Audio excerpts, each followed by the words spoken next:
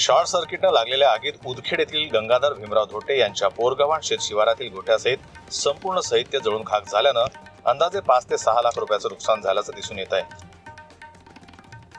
दिनांक 11 एप्रिलला अंदाजे 2:30 ते 3 वाजताच्या दरम्यान शेतात असलेल्या इलेक्ट्रिक पोलर शॉर्ट सर्किट झाल्यानं गोठ्याला आग लागली। याबाबत परिसरातील मजुरांनी गंगाधर धोटे या शेतकऱ्याला फोन करून माहिती देतात शेतकरी घटनास्थळावर पोहोचले असता इलेक्ट्रिक पोलवरील शॉर्ट सर्किट सुरूच असल्यानं शेतकऱ्यांना तातडीनं महावितरण कंपनीच्या कर्मचाऱ्यांना फोन करून विद्युत पुरवठा बंद करण्याची माहिती दिली। मात्र तोपर्यंत या शेतकऱ्याच्या गोठ्यात ठेवलेल्या 7 एकर शेतातील नेटाफिम कंपनीच्या ड्रीपच्या नळ्या, पितळी नोझल, स्प्रिंकलर सेट, 2 झटका मशीन, बोरवेलची इलेक्ट्रिक मोटर, पीव्हीसी पाईप, गोठ्यात ठेवलेले रासायनिक खताचे पोते आणि बाजूला असलेले तुरटीचे कुटार जळून खाक झालं।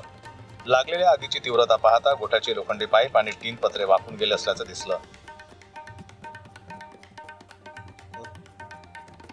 आम्हाला 2 ते 4च्या दरम्यान फोन आला। आम्ही इथं येताना पूर्ण जळून खाक होतं। त्याच्यावर कमरेवर पार्किंग चालू होती पूर्णपणे आणि इथं घटनास्थळी आल्यावर पूर्ण खोपडीच्या अंदरचं पूर्ण साहित्य आमचे सल्फेटचे पोते होते, पीव्हीसी पाईप होते, झटका मशीन होत्या, तसंच स्प्रिंकलरचे सर्ट, डीपीतले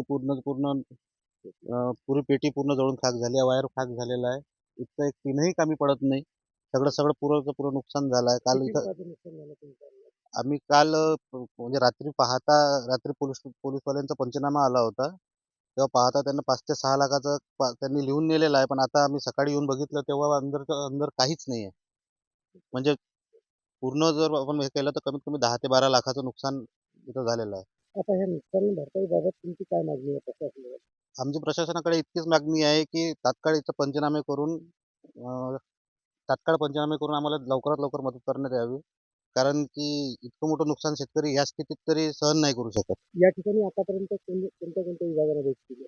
या ठिकाणी फक्त आतापर्यंत पोलीस विभाग काल पंचनामा करून गेलाय, महसूल अधिकारी संतापे साहेब येऊन गेले आणि MSCBचं आतापर्यंत कोणताही साहेब कोणीच आलेलं नाही आहे।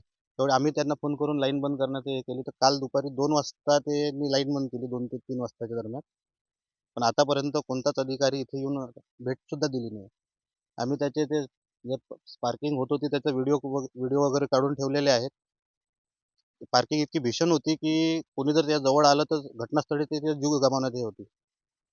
आजूबाजूच्या मजुरांनी आम्हाला सांगता आम्ही इथं पोहोचलो त्यावेळेस हे सगळं घडलं।